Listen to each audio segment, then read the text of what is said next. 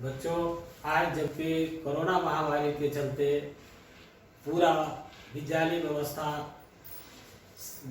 की शैक्षणिक व्यवस्था पूरी तरह से ठप हो गई है। विद्यालय के शिक्षक और छात्रों के बीच की दूरी बढ़ती जा रही है। इसी दूरी को कम करने के प्रयास में मैं आज वीडियो कार्यक्रम के तहत सप्तम कक्षा के छात्रों के बीच एक बीजीय व्यंजक के रूप में मैं प्रस्तुत करने जा रहा हूँ, समझाने जा रहा हूँ, बताने जा रहा हूँ, जिसमें बीजीय व्यंजक क्या है, बीजीय व्यंजक कैसे बनाया जाएगा, जिसके तहत हम लोग आज बातचीत करेंगे। बीजीय व्यंजक,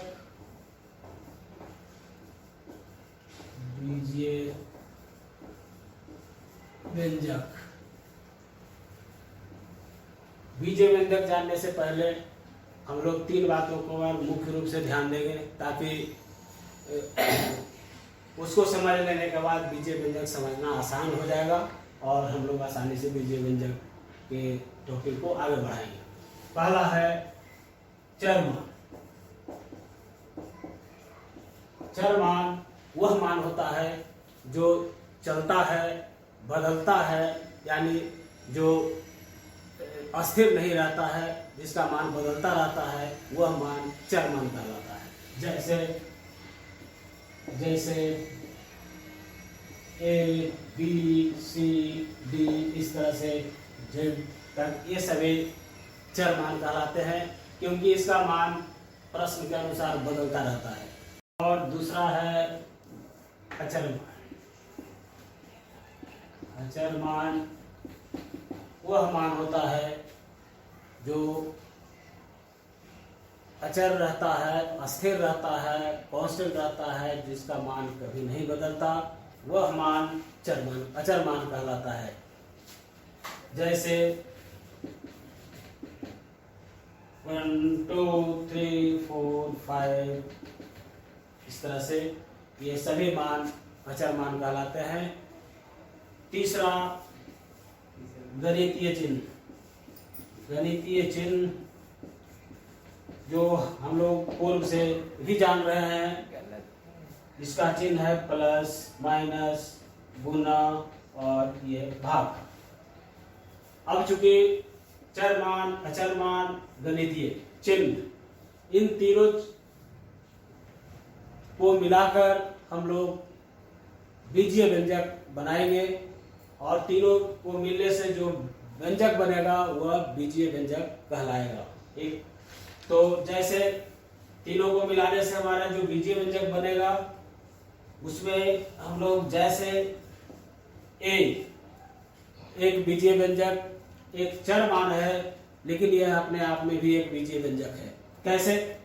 क्योंकि बीजीय व्यंजक के लिए, कोई भी बीजीय व्यंजक होने के लिए चरमान, अचरमान और चिन्हों का होना उसमें जरूरी है। अगर किसी एक का भी समावेश नहीं होता है, वो बीजीय व्यंजक नहीं हो सकता। तो हम साबित करेंगे कि एक चरमान होते हुए भी अपने आप में एक बीजीय व्यंजक है। तो कैसे है?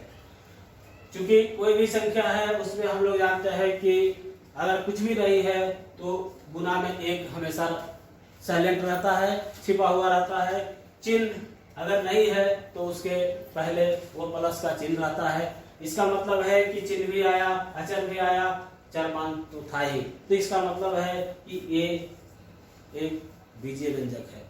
जब ए बीजीय व्यंजक है तो ए, बी, सी, डी, जेड तक जो भी हमारा अल्फाबेट है, ये सारे अपने आप में एक बीजीय व्यंजक है।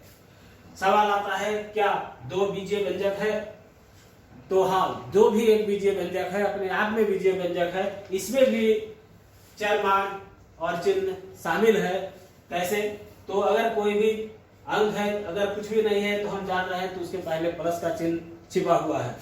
और जहां तक बात है चरमान का, तो चरमान अगर हम x देते हैं और उस पर अगर 0 मान बिठा देते हैं तो चूंकि इसका मान 1 के बराबर होता है, बराबर 1, इसका मान नहीं बदल रहा है। इसका मतलब है कि ये हमारा एक बीजीय व्यंजक है, फलस्वरूप ये हमारा बीजीय व्यंजक है।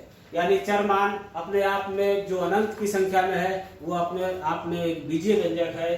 चरमान जो हम अल्फाबेटिकल के रूप में ABCD Z तक जाते हैं, ये हमारा बीजीय व्यंजक है। लेकिन इतना ही से काम चलने वाला नहीं है।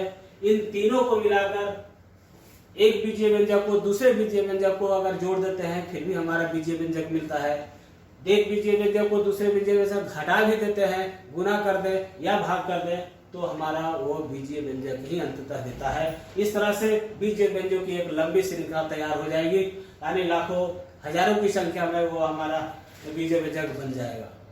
तो जैसे कि हमने पूर्व में चर और अचर मान को साबित किया कि वो अपने आप में एक बीजीय व्यंजक है, तो अब आगे हम लोग जानना चाह रहे हैं कि एक दूसरे को जोड़ने पर, एक बीजीय व्यंजक को दूसरे बीजीय व्यंजक से जोड़ने पर अगला बीजीय व्यंजक होता है या नहीं। जैसे अगर चर मान का अगर एक लेते हैं, ये अपने आप में एक बीजीय व्यंजक है। इसमें अगर हम दो जो कि अचर मान है वो भी बीजीय व्यंजक है, जिसको हमने साबित किया। अंततः a माइनस बी ये भी एक बीजीय व्यंजक है। ये भी चर मान, अचर मान और चिन्ह को इसमें प्रदर्शित करता है, क्योंकि ये चूंकि अपने आप में बीजीय व्यंजक है, ये बीजीय व्यंजक यानी दो बीजीय व्यंजक का घटाव भी एक बीजीय व्यंजक होगा, बीजीय व्यंजक होगा। उसी तरह से अगर कोई भी बीजीय व्यंजक 2a एक बीजीय व्यंजक है, उसमें अगर हम एक बीजीय व्यंजक को जोड़ देते हैं तो भी ये बीजीय व्यंजक देता है।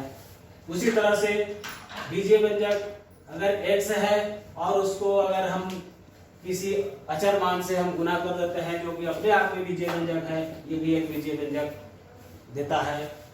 तीसरा, अगर कोई बीजीय व्यंजक x है, उसमें अगर हम किसी संख्या यानी कोई अचर मान से जो अपने आप में बीजीय व्यंजक है जिसे भाग देते हैं, यह भी अंततः हमें एक बीजीय व्यंजक देता है। कहने का अर्थ हुआ कि बीजीय व्यंजकों की श्रेणी बहुत लंबी है।